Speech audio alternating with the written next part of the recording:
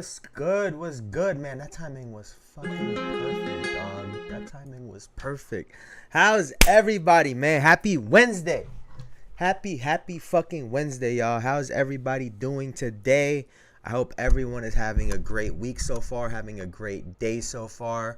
We're almost at the weekend, y'all. We're almost there. We're almost there. Now, I would have a story time, but, you know, all we had last night was the basketball games. It was just straight hoops. It was just straight hoops. I didn't even feel real yesterday. But we're right back to it. We should be getting our car later today as well too. So I'm excited about that. But yeah, let's get right into it. But without further ado, just so we can get right to the shits. Like I said, let's get right into this motherfucker, man. Let's do it. These voices that are telling you you're fucked up and this is gonna be hard, but for some reason you put so much practice into you that you can ignore every one of them that are telling you you're not gonna fucking make it and still be able to fucking make it because you have put the practice in that you know this is the process. It's such a daunting task that all the voices are saying no, but you still have the conviction that I know I can do this. And that's what it took for me to get here. When you put that practice in, every day you lace them up, and I don't mean run, it's just a metaphor for life. When you lace them motherfuckers up every day, pretty soon you win. You have the courage and the heart and the dedication and the mindset about everybody can go fuck themselves. I know what I know. I've listened to myself enough to know I know what I know. So today we are going to be talking about character building. We saw Klay Thompson and Steph Curry battle it out for the first time ever. Brothers turned competitors. I mean, it don't get any better than that, right? It don't get any better than that. Now, let's get right into it, man. Before we start, please like, comment, subscribe, all that good stuff. It really helps the channel out, and I really appreciate it, man. And welcome to another episode of the Jayson Estrera Show, where we talk about basketball, sports, and any other topic that comes our way as accurate as possible. Now, like I just said right there, we saw two brothers go at it for the first time in their careers. 4 championships together, had the nickname Splash Brothers. Still considered the greatest shooting combo we've ever seen in NBA history. So that was a sight to see. We also saw my New York Knicks go up against the Philadelphia 76ers. Erik Spoelstra had a coaching blunder that you don't see too often. And we'll also be talking a little bit more Anthony Edwards a little bit later on. But before we get into all of these other things, right, we're going to start with a little bit of college. And last night we saw Juju Watkins and USC take on, what is it, Cal State North. Let me see here. I want to pull it up for y'all.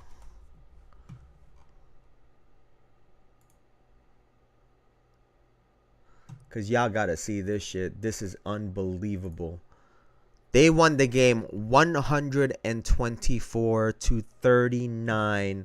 Now, obviously, there were a lot of games on last night, so I was trying my best to take a peek at this game when I was able to. And honestly, my takeaway from it was they have a good team. I mean, granted, Cal North State, they did not look good at all. I mean at all. And so you compare that to the Trojans, and they have a ton of talent. But when it comes to Juju Watkins in particular, people talk about her 21 points or her 9 assists, but she had 6 steals to go along with 3 blocks, 4 rebounds, no turnovers, and only 1 personal foul. And the biggest thing that you want to look for in a young player, right, is their development. Are they getting better year in and year out? Are they improving? Are they adding things to the game? Are they showing that they understand the game better and better year in and year out? And it seems to me like she understands that they have a better team this year, and so offensively she can pick her spots. I also noticed that there was a lot of just one dribble pull up, two dribble pull ups. The game was very simple when she was getting her buckets. But yeah, the defense coming around will go a long way. As you know, like they like to say, defense wins championships. Coaches love defense and players that can play defense. And if you're the best player on the team and you're also a defender, that goes a really long way. And I think when it comes to her stock, it'll just keep improving. We know the bag that she got with her offensive game is already really polished. But seeing her add these things to her game, like I said, goes a really long way. So that was really awesome to see. And, looking forward to seeing more games out of, from USC and Juju Watkins in particular. Now, before we move on to the NBA, we're gonna look at the other star in college besides Juju Watkins, which is Cooper Flagg. And they had a game last night against Kentucky that went down to the wire. And I don't want the next clip to downplay the fact that Cooper Flagg was having himself a pretty good game. It was a pretty good game. He ended up with 26 points to go with 2 blocks, 2 assists, and 12 rebounds. Shot 9 of 19 from the field, 1 of 5 from 3, 7 of 9 from the free throw line. But like I said, they did lose 77-72. And let's take a look at the ending moments right here. Goes! Here he goes, driving on Carr. Turnover 1. Lost it, and always got it for Kentucky. And is fouled. Now, if the foul was before the shot, Kentucky will have to inbound it. Great play by Otega. Always Apes on the shot because always. All right, here we Proctor are. is going to inbound down it. 2 now. Down 2.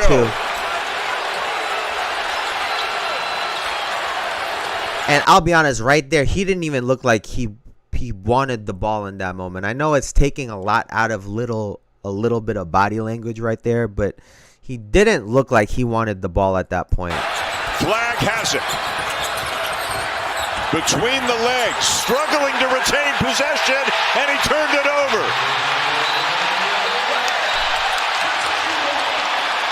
Mishandled the ball and sees his hand was out of bounds. I thought his left hand was touching the end line. Yeah. Now I want to take it back to the other play, right? Because getting 8 ads every 20 minutes is actually diabolical. Meet Pi, the ad blocker that actually works on Twitch. It is foul. Let's take a look at this play right here. It goes. Here he goes, driving on Carr. Lost it, and always got it for Kentucky. And when it looks like here he goes. I think he did a little bit too much on this play right here. I get that there's 16.2 seconds left, and you wanna get the shot clock down. But he had here, and then he goes back left. He could have hezzy pulled this. Like, he really could have. He could have given him a hesitation and put the shot up. But he went into the spin. The man was right there at the nail. And it was all she wrote. Now, obviously, this dude is 17 years old. And Granted, there's a ton of hype behind him. There's already people saying he's not that good or he's overrated, which I'm sure he's heard a lot in his young career, right? But ultimately,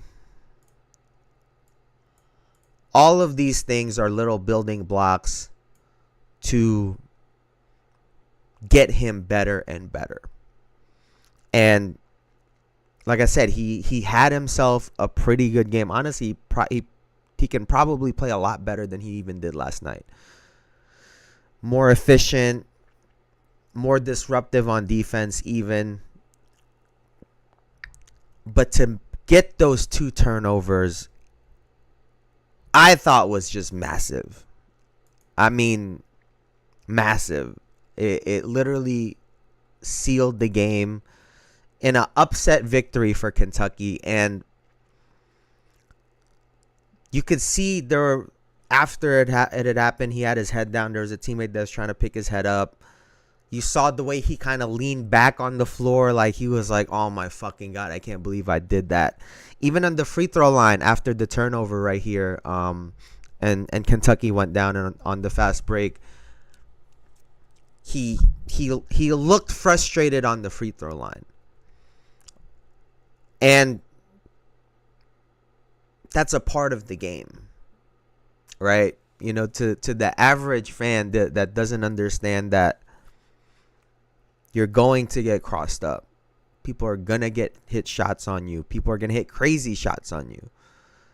You're going to turn the ball over. You're going to make mistakes. You're going to win games. You're going to lose games. It's a part of the course.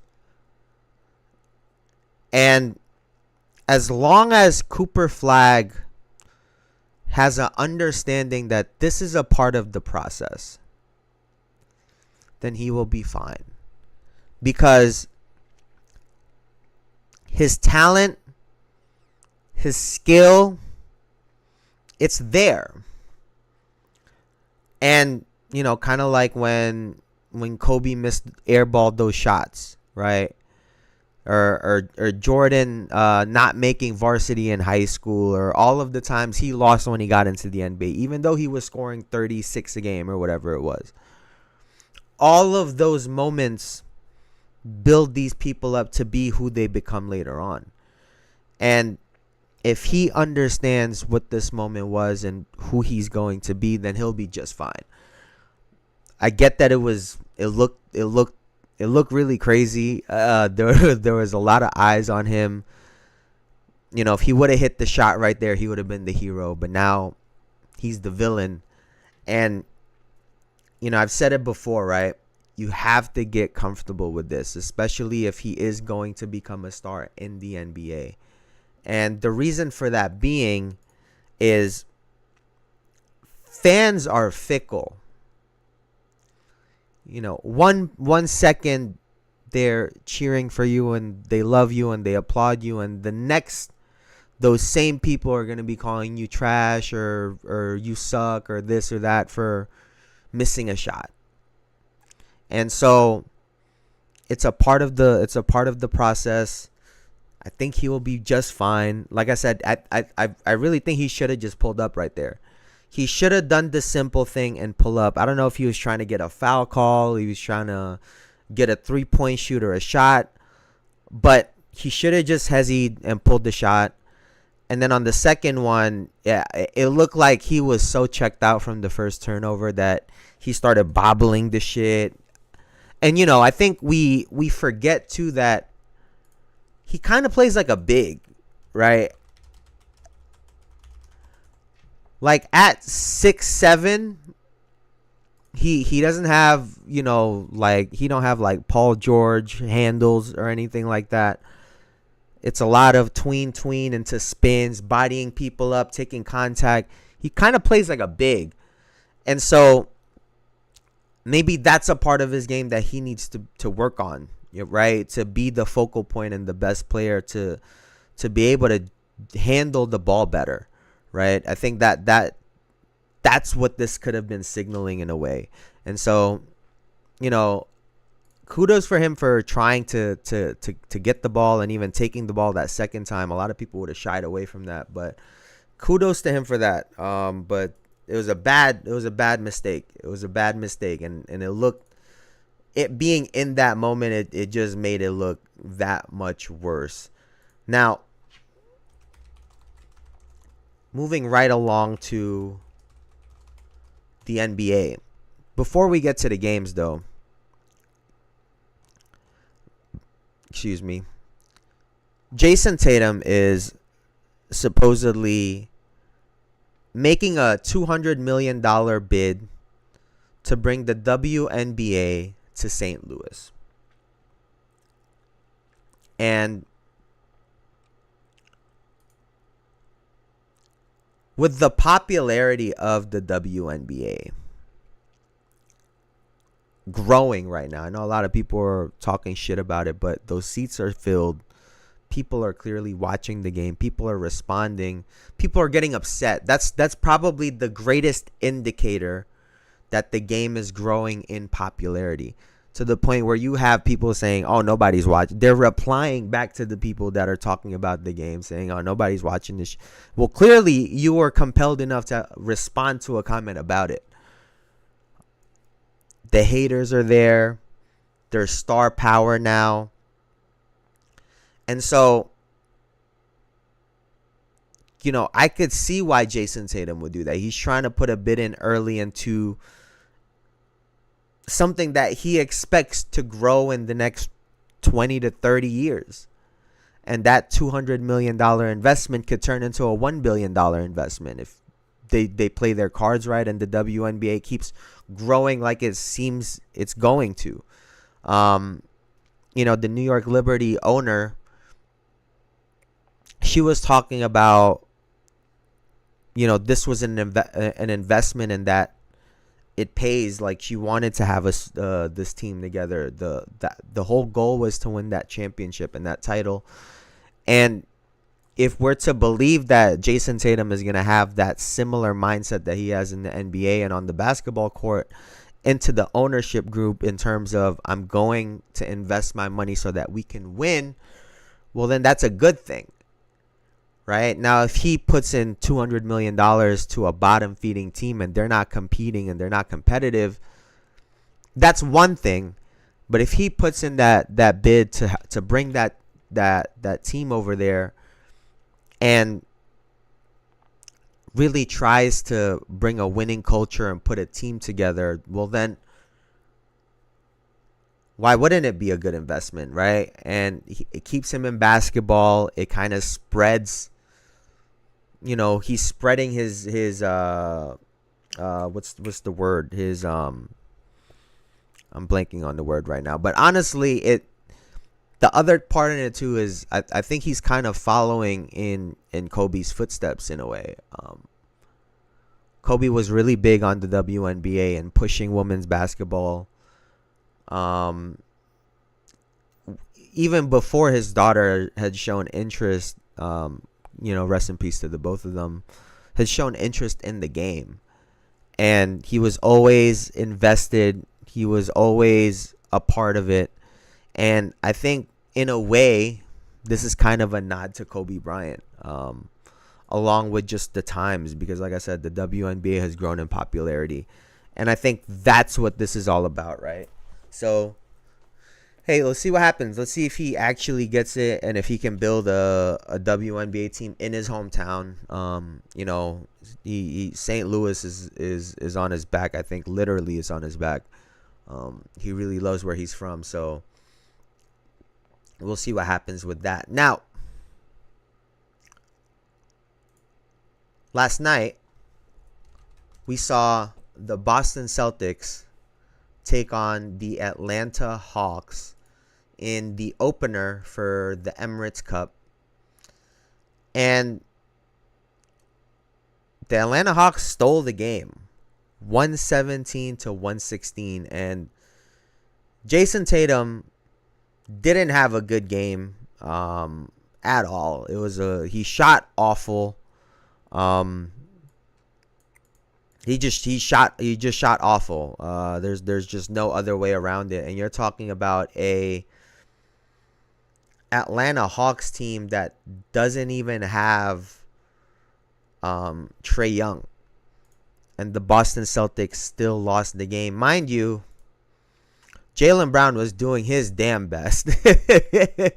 He had 37 points, 14 of 22 from the field, 3 of 6 from 3, 6 of 10 from the line.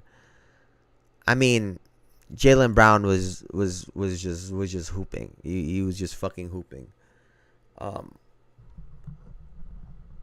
But again, to kind of go along with our theme of character building, you know, I think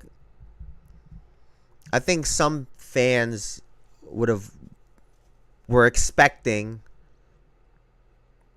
the Cavaliers or the Boston Celtics to have the start that the Cleveland Cavaliers were having.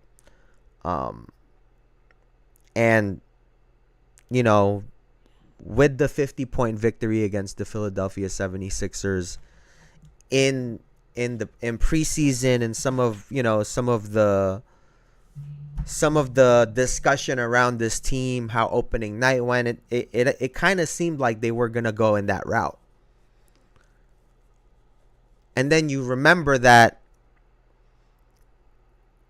when you're the defending NBA champion,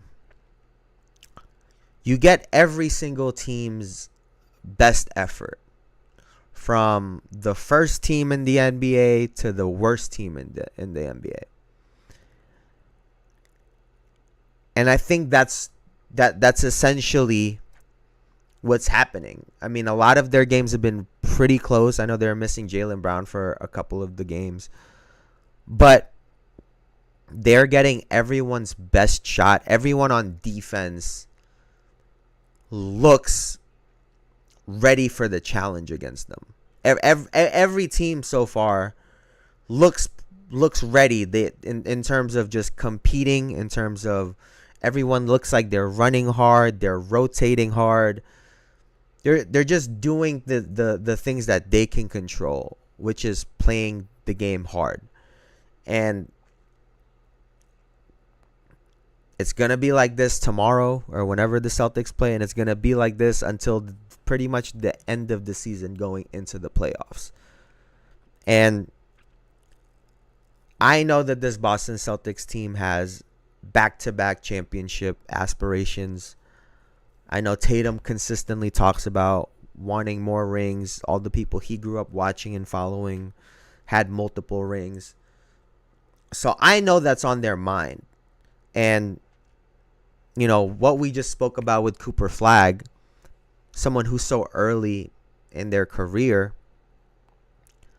you have the opposite with the Boston Celtics, who have lost in the NBA Finals, came back the next year thinking they were going to win, they were going to end up in the finals again, lose to the Miami Heat, and then come back last year to go win a title. They've gone through this already. Granted, this is a little bit new. They've never been the defending world champions. And so, in that sense, this is a new challenge for them that they have to take on. But like I said, they've dealt with this before. And so I think they have an understanding of the process of the NBA and the process of getting better and, essentially pacing yourself to go on title runs. And, you know, in the starting five, I remember Jason Tatum was talking about, you know, everyone expects them to win every game. And they want to win every game, but that's just not the reality of it, right? Their goal is the NBA championship, and to get there and to play in June. And so, yes, this was a tough loss. The Warriors game was a tough loss. But I think they understand that this is a process, and this is a part of the building blocks that'll build their character to who it is and to what they are. And so, having a Joe Mazzulla on their team, I'm sure he tore them a new one, but I'm sure he also provided perspective, right? Similar to, Jason Tatum having to deal with criticism or getting to deal with criticism, they get to deal with everyone's best effort. And so when it comes to preparing for games later on, it kind of makes it easier. It's like having a tough practice, right? The game isn't as hard when you practice. You guys are already kicking each other's asses, and you guys know what y'all are gonna run in practice. And so when you look at it from that perspective, trying to go back to back, I think this is just a part of the course. The other part in it for me is I do think that there's a healthy bit of them experimenting as well too.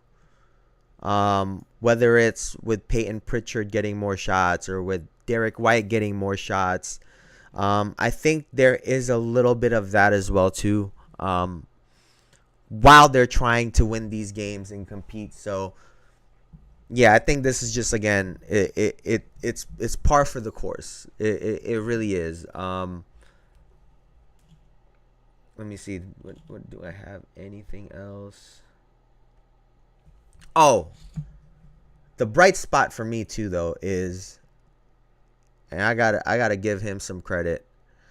Now, he didn't have himself a monster game last night by any chance, but Zachary Risache, he had the quote recently about,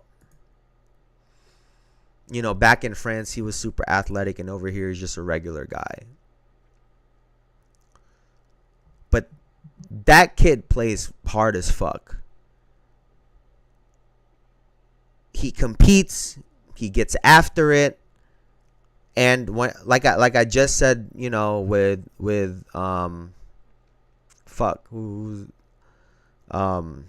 who are we just talking about?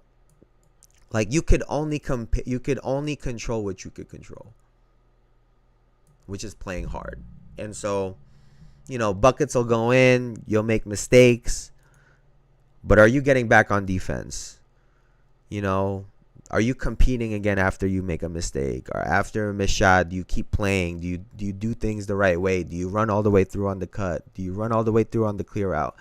All of these little things are so important in the game of basketball, when it comes to building yourself up to be as good as you can be. So, the Atlanta Hawks got the upset last night. Like I said, if Tatum would have played any better, it would have been a relatively easy victory, but he had a tough night shooting. Tough night. 5 of 16, 2 of 9 are horrible. But he was 8 of 8 from the free throw line still. So there is that. Now,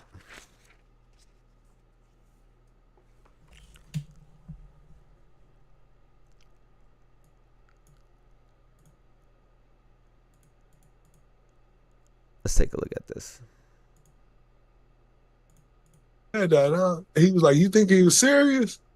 And I was like, "Well, it's Klay, so he's joking, but he's definitely a little serious. But he's joking, but he's definitely serious." And so, sure enough, the next day I'm working out. They come in again after me, and I'm talking to Kyle. And he walk up, "Kyle, you talking to the ops?" Wow. And I said, "Love this." Try. There's definitely some seriousness to it. He just said the same thing to me.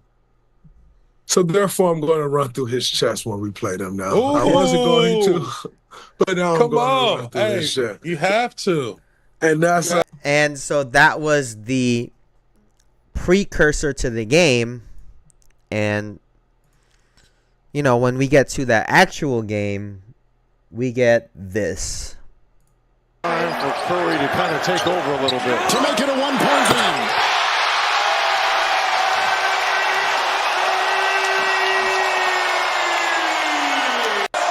Final 2 minutes. Curry and Doncic. This guy is just unfucking believable, man. unfucking believable. Look at this psycho. Look at this crazy ass. Look at this dude, man. Look at this dude. Doncic will defend Curry. A screen by Green. The switch to Lively. Night. Woo! Woo! Send them boys home. Send them boys home.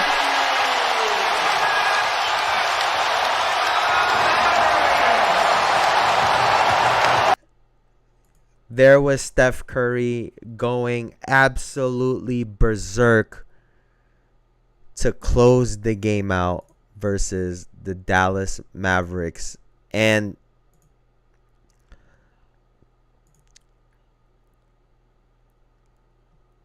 I mean, where do we even start?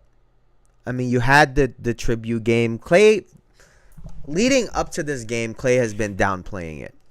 And I think a part of it is because he knew there would be a lot of emotion, so he was trying to not be emotional, which obviously is very hard. But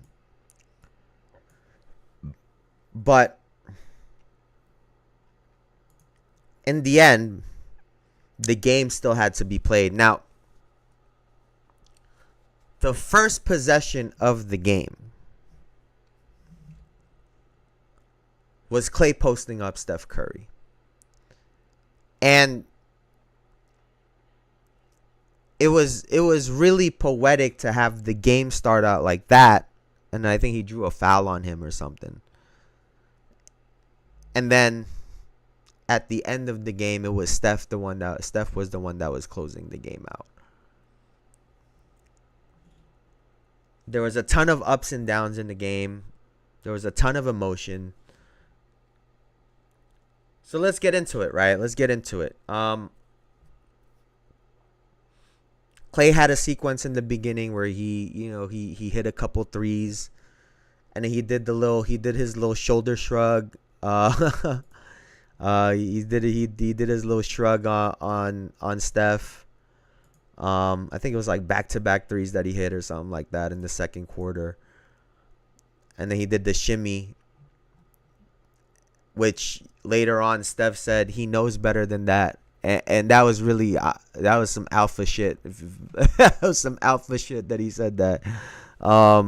Especially after just closing the game out like that. And so you love seeing high, intense competition.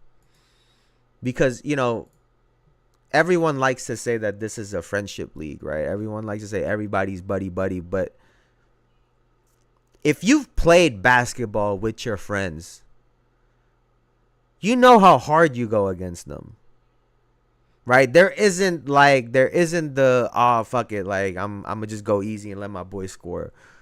A lot of times it gets even more physical around your friends. You guys aren't calling fouls. It gets real intense. You start talking shit because you guys know each other. And they showed that. Going back and forth. And I think that towards the end of the game, it was really looking for Klay Thompson to hit some shots. And he shot great in the fourth quarter. It just wasn't at the time that they needed it, right? He shot 2 of 3 from 3. 3 of 4 from the field. So he shot great in the fourth. It just wasn't in the moment when they needed it. Now, I do want to take a little bit of time to talk about Luka Doncic really quickly. And the way that the Warriors were defending him. Because it was reminiscent of the way the Boston Celtics were defending Luka in the finals. They were obviously blitzing him still on pick and rolls, but they also did a healthy amount of, all right, just let him get into his shit. We know if he's driving left, he's going to give you a right shoulder to try to either make some space or get to the bucket. They were sending help late, on the dribble, going into shots. He had a big turnover at the end of that game. I just felt like they were doing a great job of defending him and giving him different looks.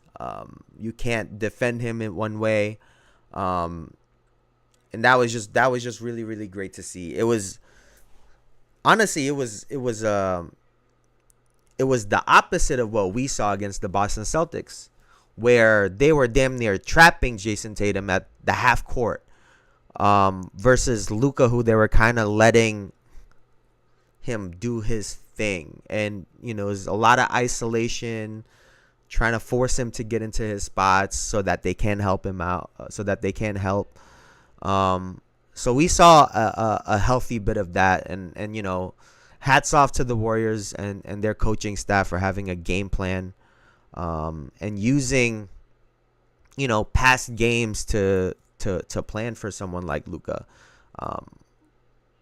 So I thought that was some really that was definitely noteworthy. And he shot great from the field, but Luka has been really struggling from the 3-point line this year. I want to take a look at what his stats are for the season. Let's see. Last night he was 13 of 27 from the field. Not bad. 48.1. That's pretty good. But he only shot 2 of 10 from the 3-point line. I want to take a look at what he's shooting from 3 this year. And he's shooting 32% from 3 so far this year. Making 3.2 threes on 9.9 attempts per game. So Luka has to start shooting better. There's just no way around it. He had a bunch of open threes, wide open threes that he was just missing. He's also been taking a lot of deep threes, a lot of really, really deep threes, and I know some of it is just late in the shot clock, but those shots are just really tough. And if they want to be consistent, I know he hit one like a week ago. That was a really big three to sort of seal the game, but he's not shooting well from the 3-point line at all this season. And, he's got to figure that out, and get out of his slump, because they're going to need him to be able to shoot, with the attention that Kyrie and Klay Thompson get. If, Luka can be more efficient, give him more breaks, get some more spot up threes so he can rest a little bit, I think that'll go a really, really long way. The other thing that I did notice about the game too is I feel like Kuminga don't know what to do. Now, I've seen Reggie Miller comment on him a couple times during these games, saying, he's a scorer. He has the mindset of a scorer, or whatever it is. And I think this is what happens when you are a young player that's aspiring to be a star, and you play behind a GOAT in Steph Curry, not just a regular star player or a superstar, one of the greatest players of all time in Steph Curry, the best point guard of all time, honestly. I think he definitely has that at this point. But Kuminga doesn't have the freedom to make all of the mistakes that he needs to make. And what I mean by that is, in order for him to figure out if he wants to be a scorer or a point forward type of player, he needs to be able to have the ball in his hands to make these decisions, right? And he has such a short leash because they have such a great player and they're trying to win now.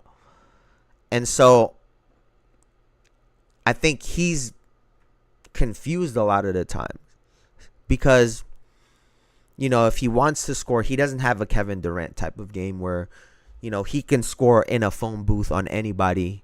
That's not his game. He has a ton of athleticism, and size. And so,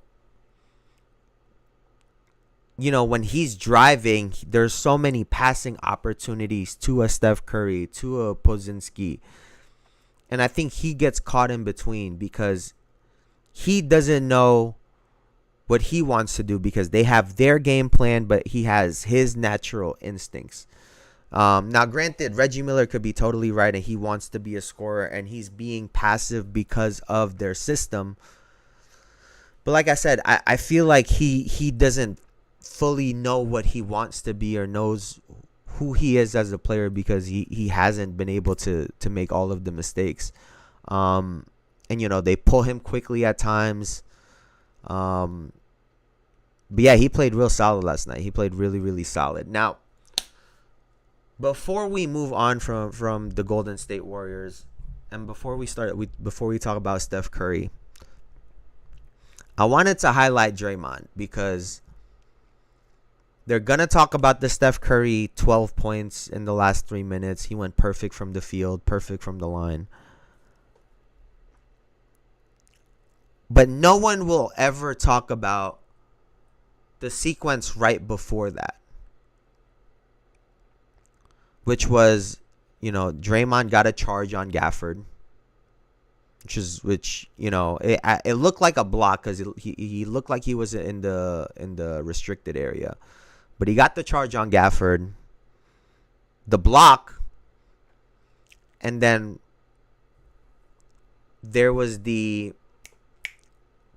and then they tried to throw it ahead to him, and instead of Gafford kind of like, I personally thought he probably could have tried to go up and dunk the ball on an alley-oop type of thing because it was a little bit long, but he turned the ball over in the end.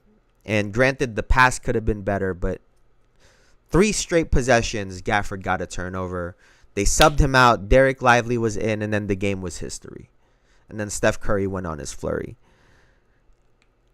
And it's those sequences, right, that allow a player like Steph to have those moments. You got to give Draymond his credit. You got to give Draymond his credit. He's been really great on defense this year. He's been super active. Like I was discussing the other day, I think losing Klay Thompson, hearing all the talk about all the other defenders in the league has got him, up and ready to go for this season. And it's showing right now. It's showing. Because those 3 consecutive plays were massive, and everything had to do with Draymond. Like, even the pass that was a little bit long, they couldn't pass a normal pass because it was Draymond guarding him. And so, I got to give some credit to Draymond. I know he talks a lot of shit. I know I blamed him for some stuff with the Warriors, but he's been hooping, and they don't get to that ending sequence where, Steph gets to dance and do his thing if it wasn't for Draymond and those stops. And the other part with the stops is that's demoralizing for your offense. 3 consecutive turnovers. I mean, or 2 turnovers and a block, I should say. Like that really kills the momentum of a team. And, and then you come down on the other end, and then Steph is doing what he's doing, and it's a 3-point lead, but it really feels a lot more than that. And then the crowd is into it. Draymond stared down Gafford after the block, which was great. And so, yeah, you got to give some credit to Draymond because that was unbelievable. And, there is the video on Michael Jordan saying he took everything personal. I think that because Steph is this light-skinned, skinny, smaller than everybody, they used to call him the baby-faced assassin because he talks all proper and shit. I think people expect a certain personality out of him. But I think that motherfucker is crazy. I think he takes everything personally. It felt like every time Klay was guarding him, he would go at Klay. And not even just take a shot. Like, he would try to drive on him. He would try to break this fool down and drive on him. And, you know, when it comes to shooting the basketball, I know everyone already gives Steph Curry the crown, but I don't think that stops him from trying to prove time and again that he is the best shooter ever. And it was just another stack of evidence that you could add to that pile. I mean, it really felt like you're just a part of this shit right now, bro. like I get that there's all this stuff going on. Klay is back, but I'm him. And the swagger, the Steph is just different, man. Steph is just different. Steph is different. The way he can impact the game, the things that he does on the basketball court, his ability to get shots. First and foremost, why are they just giving up these switches? And Derek Lively, why are you beyond the 3-point line guarding him? Because even with a contest, he probably gonna make it. But like, why? Because now it left him open for the snatch back. Steph is that dude. Steph is just really him. But we are moving right along. That was unbelievable. That truly an unbelievable. Let's see this. What the fuck is this?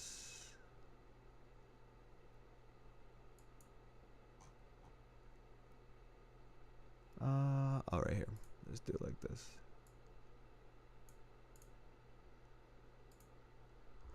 All right, y'all. Let's take a look at this real quick. To the Miami Heat, Detroit Pistons. Let me back off. Lob it inside. Jalen Duren with the jam. What an out-of-bounds play. Lob it inside. Jalen Duren with the. He called it immediately.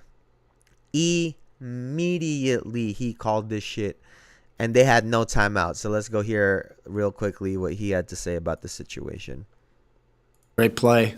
We didn't have the backside protected.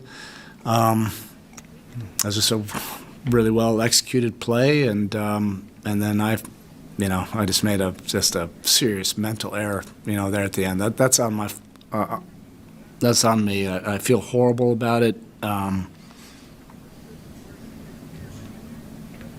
There's really no excuse for that. I'm 17 years in. We had talked about it in the huddle. I knew that we didn't have anything. I just got emotional and reactive on that, and I just made a horrendous mistake there at the end. It's a shame, And so, Erik Spoelstra, for a lot of people, has been arguably the best coach in the NBA. And rightfully so. He does a lot with a little bit of talent. And, even LeBron and Wade have really raved about his ability to coach and his knowledge on the game. But what the fuck was that? like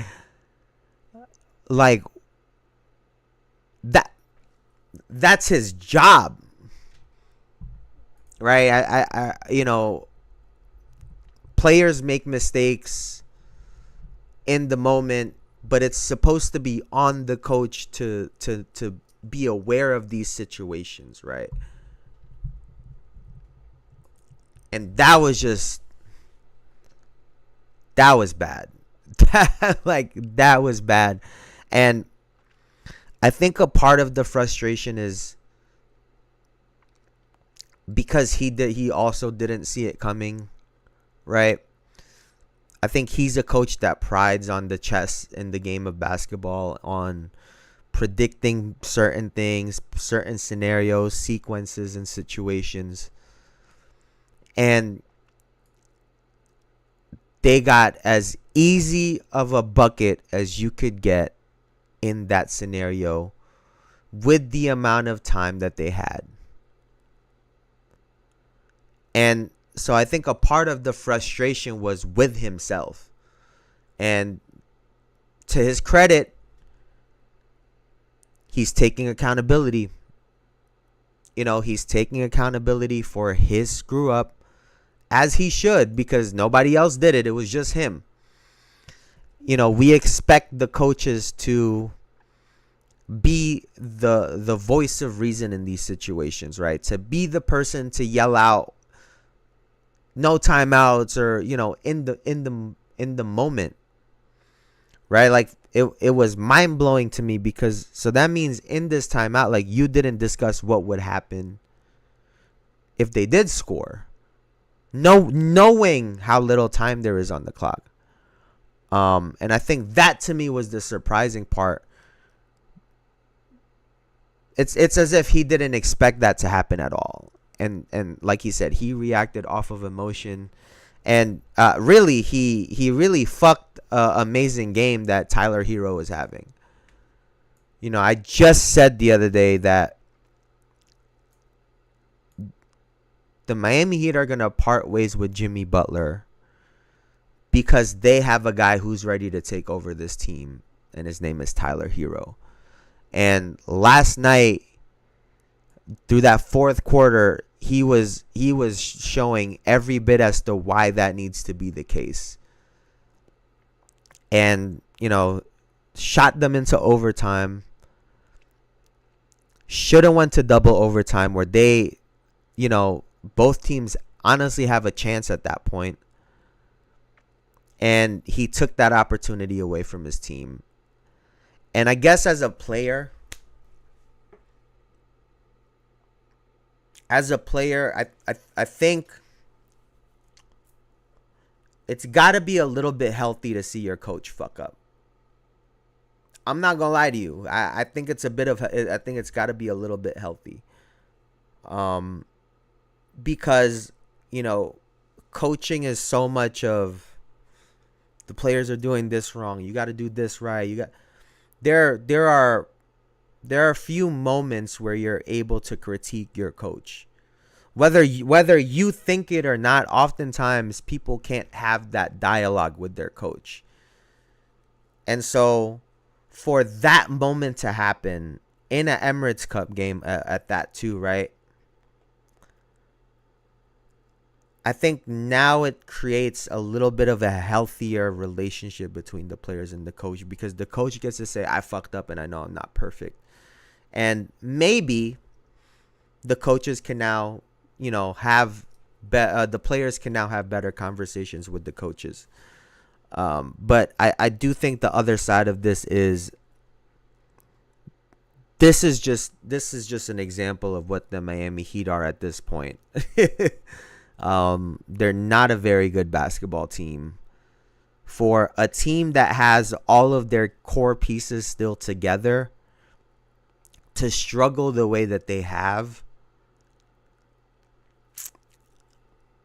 I mean, maybe you could, the players, the coach, you could blame. I mean, the blame is on all of them, but this is just that game is exhibit A on what the Miami Heat are at this point in this NBA season. And they're just not a very good basketball team. And their coach made a horrible, horrible mistake that literally costed them a game. And so, yeah, these guys are not that good right now. Bam has not been very good at all. Tyler Hero's quite literally been the only bright spot for this team. And so, shit, man, like, that was bad. That was really bad. I think for me it's funny because oftentimes we see it from the players side, right? Players make mistakes that we get to critique because we get to see it. And oftentimes we don't get to see, oh, how did the coach mess up over here? Was the game plan wrong? Did he call something wrong or whatever? But yeah, getting to see that was unbelievable. Unbelievable. Now, to go from one big loss to another big loss, we saw the Minnesota Timberwolves take on, where is this? The Portland Trail Blazers, and they lost 122 to 108. And honestly, this game was not close for most of this game at all. Like it just was not close. Julius Randle didn't play particularly well. And Edwards had 26, 8 of 19 from the field, 4 of 10 from 3, 6 of 6 from the line. Naz Reid had 28. And then when you look at the Portland Trailblazers side of things, right? Oh, what the fuck?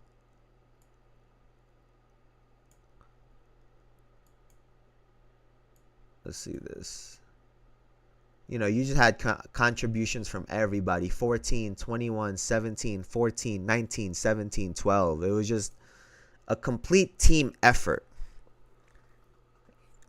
And it's ironic that I just posted the video about Anthony Edwards.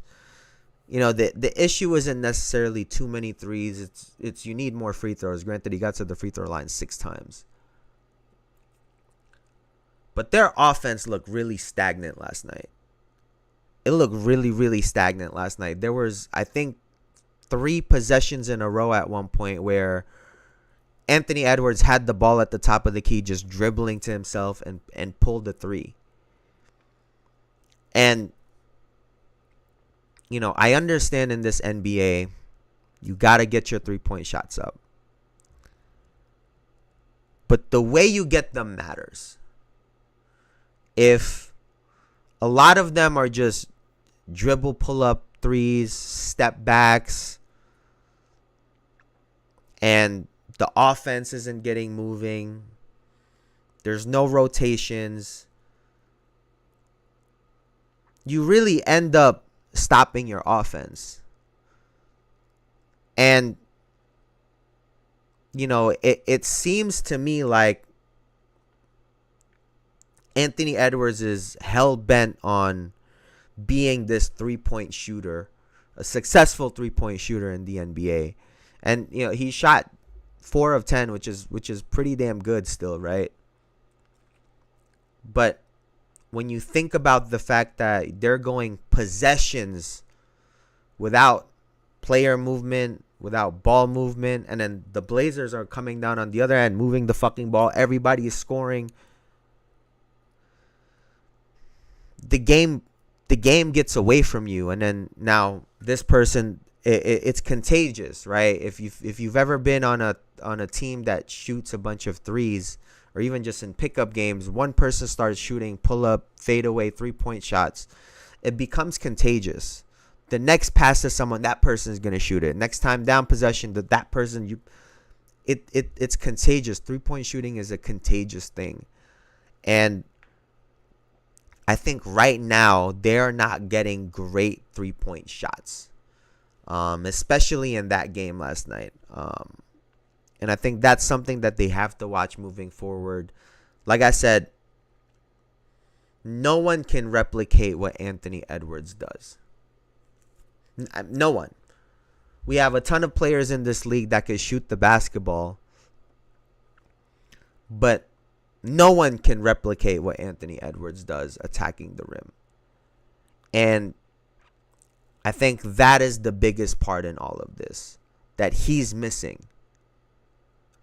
It takes a little bit away from all of the other pros in his game. And he's obviously worked on his 3-point shot and he's shooting it well, but at what cost? Right? It's not dribble drives from his teammates that's getting him all of these shots. It's a lot of just pull-ups. And, you know, when it's going in and, you know, and Julius Randle is getting into his ISO game, drawing people in and kicking it out, it looks good. But when you have games like last night outside of Naz Reid, I mean, who did they have? Like for real, like outside of Naz Reid, no one else was really having a ton of success for them, and that's not a recipe for success for the Minnesota Timberwolves moving forward. And before we get out of here, I got to discuss my New York Knicks. We took out the Philadelphia 76ers 111-99. It was a relatively easy game, I would say. Joel Embiid played 26 minutes. He was a non-factor. They obviously don't have Tyrese Maxey right now. So you're just looking at a hobbled Philadelphia 76ers team. So I don't want to take too much away from this as a Knicks fan. What's good, Elijah? What's good? What's popping, man? What's popping? And so I don't want to take too much away from this win. The positive is we're continuing all 5 starters are in double figures. But I think what they miss out on, right? Everyone is so big on, the 5 starters are all in, scoring double figures. But what we lack right now is a bench. Outside of Miles McBride, we had 5 points off the bench. 5 outside of McBride. And trust me, he's been really, really fucking good this year. But like I said, where are these other points going to come from off the bench when our starters do sit? Who is going to be the person to take some pressure off of these starters and give a spark off of the bench? It's worked last night.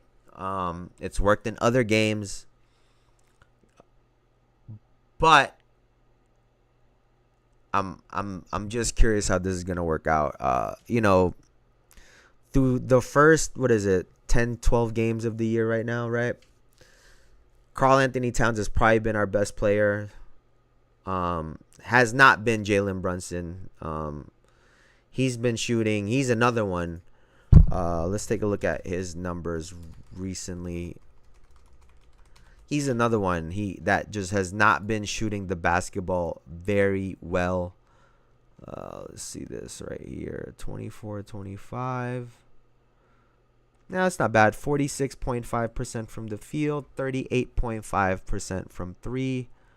83.6% from the free throw line. But I guess a part of it is just coming off of the ending of last year. All the 30s and 40s that Brunson was having. There were high expectations going into this season. Granted, everyone's been kind of picking up the slack a little bit. I think Mikal Bridges he's been trying to do some different stuff. He's been trying to get in the post, driving the ball some more. So those are really positive things, right? I think it's important to have another player that can take the ball handling responsibilities away from Jalen Brunson to give him a little bit of a break. But again, we're talking about a Philadelphia 76ers team that at this point in time is just not that good, mainly because they haven't had their star players. So I'm not going to get too high on it, although I was really happy that they won. But shit, man, it was a lot of fucking basketball last night, bro. And some really, really good games, some intense games. But I actually got to get up out of here. I got to go pick up that car. But before I leave, please like, comment, subscribe, all that good shit. It really helps the channel out. Trying to take this motherfucker to the moon, baby. We're trying to do it. And I know we'll get there. I know we'll get there eventually. But as always, I appreciate y'all for hanging out with me. Y'all could have been anywhere on the internet. but y'all were here with me, and I really appreciate y'all for that. So thank y'all so much, man. Have a great rest of y'all Wednesday. Have a great rest of y'all week. I will see y'all on Friday. I appreciate y'all, man. Peace out. Peace out. Later, Elijah.